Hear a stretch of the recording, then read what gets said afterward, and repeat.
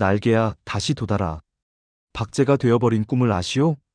이상의 날개를 다시 읽으며 가슴이 먹먹해진다. 박제가 되어버린 천재를 아시오? 라는 그 유명한 첫 문장이 마치 현재의 나를 향해 던지는 질문처럼 느껴진다. 다만 나는 천재가 아니라 그저 평범한 행정사일 뿐이다. 하지만 박제가 되어버린 것은 마찬가지다. 언젠가부터 나는 서류 더미 속에서 숨을 쉬고 도장을 찍고 민원인들의 하소연을 듣는 것이 전부인 사람이 되어버렸다. 행정사라는 직업을 선택한 것은 5년 전의 일이다. 당시 나는 이 일이 사람들에게 실질적인 도움을 줄 수 있는 의미 있는 직업이라고 믿었다. 복잡한 행정 절차로 고생하는 사람들에게 길잡이가 되어주고 그들의 권리를 보호해주는 일. 그것이 내가 그린 행정사의 모습이었다. 하지만 현실은 달랐다. 볕 안 드는 사무실에서 매일 아침 8시 30분 나는 볕이 잘 들지 않는 사무실로 향한다. 이상의 주인공이 갇혀있던 볕 안 드는 방처럼 내 사무실도 자연광이 제대로 들어오지 않는다. 형광등 불빛 아래서 하루 종일 서류를 정리하고 컴퓨터 화면을 들여다보며 시간을 보낸다. 처음에는 모든 업무가 새롭고 배울 것이 많았다. 공정거래 업무, 하도급 분쟁 조정, 산재 신청까지 다양한 분야의 지식을 익혀가며 전문성을 쌓아가는 과정이 즐거웠다. 하지만 언제부턴가 그 모든 것이 기계적인 반복이 되어버렸다. 같은 서류를 검토하고 같은 실수를 지적하고 같은 설명을 반복하는 일상. 가장 힘든 것은 민원인들과의 관계였다. 대부분의 사람들은 행정사를 단순히 서류 대행업자 정도로 생각한다. 그들에게 나는 전문가가 아니라 그저 번거로운 일을 대신 해주는 사람일 뿐이다. 이것도 모르세요? 라는 말을 들을 때마다 자존심이 상했다. 내가 공부하고 익힌 전문 지식이 하찮게 여겨질 때마다 회의감이 들었다. 아내의 화장품 냄새. 이상의 주인공이 아내의 화장품 냄새를 맡으며 억압된 욕구를 달래듯 나도 나만의 도피처를 찾았다. 퇴근 후 집에 돌아와서는 책을 읽는다. 업무와 전혀 관련 없는 문학작품들, 철학서, 여행 에세이들을 탐독한다. 그 시간만큼은 행정사가 아닌 진정한 나 자신이 될 수 있었다. 특히 문학작품을 읽을 때면 마음이 한결 편안해진다. 작가들의 치밀한 문체와 깊이 있는 사유에 빠져들면서 일상의 무료함을 잊을 수 있었다. 때로는 나도 글을 써보고 싶다는 생각이 들었다.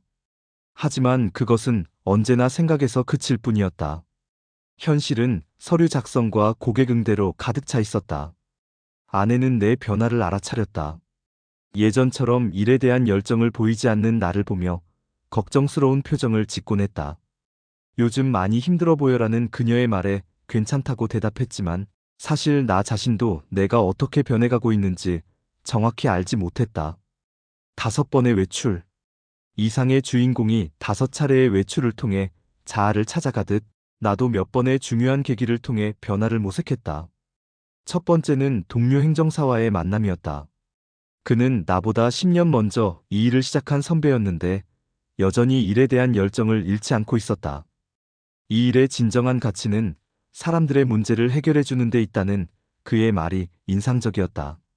하지만 동시에 그것이 내가 놓치고 있는 부분이라는 깨달음도 들었다. 두 번째는 특별한 고객을 만난 일이었다. 대기업의 하청을 받아 일하는 중소업체의 사장과 하도급 계약 관련 업무를 맡게 되었는데 그는 불공정한 거래 관행으로 어려움을 겪고 있었다.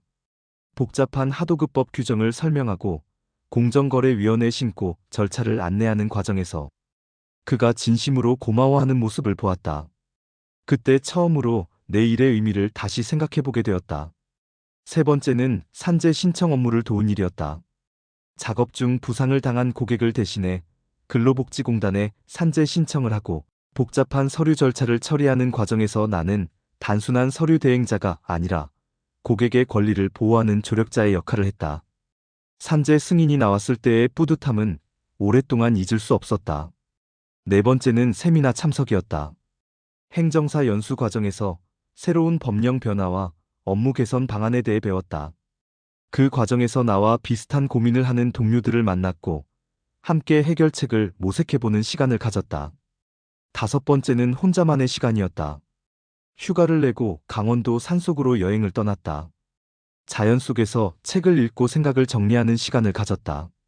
그곳에서 나는 진정으로 내가 원하는 것이 무엇인지 깨달을 수 있었다. 날개를 되찾기 위한 몸부림. 이상의 주인공이 날개야 다시 도달하고 외쳤듯 나도 잃어버린 것들을 되찾기 위해 노력하기 시작했다. 먼저 업무에 대한 접근 방식을 바꿨다. 단순히 서류를 처리하는 것이 아니라 고객의 상황을 깊이 이해하고 최선의 해결책을 찾는 데 집중했다. 얼마 전 지역주택조합 조합장이 되었다. 그래서 조합 업무에 대한 공부도 시작했다. 특히 도시개발조합과의 관계 등 각종 조합 관련 업무에 관심을 가지고 깊이 있게 공부하고 있다. 무엇보다 중요한 것은 내 일의 의미를 재정립한 것이었다. 행정사는 단순한 서류 대행업자가 아니라 복잡한 행정 절차 속에서 길을 잃은 사람들의 안내자이자 그들의 권리를 보호하는 전문가라는 사실을 다시 깨달았다. 이런 관점의 변화는 업무에 대한 태도에도 변화를 가져왔다. 고객과의 소통 방식도 달라졌다.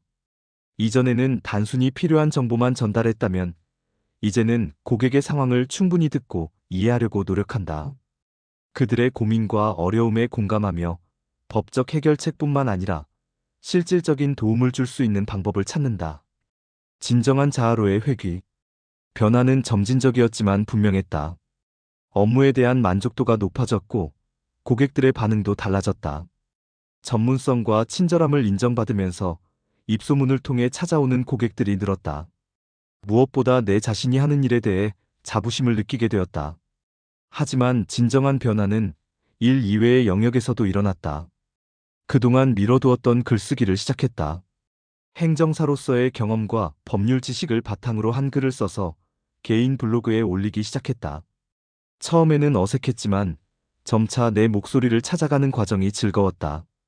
여러 모임에도 참여했다. 다양한 분야의 사람들과 만나 토론하는 시간을 가졌다. 이를 통해 세상을 바라보는 시각이 더욱 넓어졌고 나 자신에 대한 이해도 깊어졌다. 무엇보다 가족과의 시간을 더 소중히 여기게 되었다. 이전에는 일의 스트레스로 인해 집에서도 피곤해하는 경우가 많았는데 이제는 가족들과 함께하는 시간을 통해 에너지를 충전한다. 아내와 함께 여행도 다니고 새로운 취미도 함께 만들어가고 있다. 여전히 나는 날고 있다. 이상의 주인공이 마지막에 날자, 날자, 날자. 한 번만 더 날자꾸나라고 외쳤듯 나도 여전히 날아가고 있다. 완전히 자유로운 것은 아니지만 적어도 내 날개를 되찾았다. 행정사라는 직업 안에서도 충분히 의미 있는 일을 할 수 있다는 것을 깨달았다. 중요한 것은 어떤 일을 하느냐가 아니라 그 일을 어떻게 하느냐였다. 같은 업무라도 그것을 바라보는 관점과 접근하는 자세에 따라 전혀 다른 의미를 가질 수 있다. 지금도 나는 매일 아침 햇볕이 잘 들지 않는 사무실로 향한다.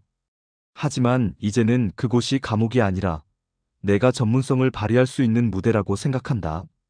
볕이 잘 들지 않는 공간이지만 내 마음속에는 따뜻한 햇살이 비치고 있다. 앞으로도 계속 날아갈 것이다. 더 나은 행정사가 되기 위해, 더 많은 사람들에게 도움이 되기 위해, 그리고 무엇보다 진정한 나 자신이 되기 위해. 날개는 다시 돋아났고 이제는 어디든 날아갈 수 있다. 날개야 다시 돋아라. 날자, 날자, 날자. 이상의 외침이 이제는 절망이 아니라 희망의 메시지로 들린다. 우리 모두는 각자의 방식으로 날 수 있다. 중요한 것은 그 가능성을 포기하지 않는 것이다.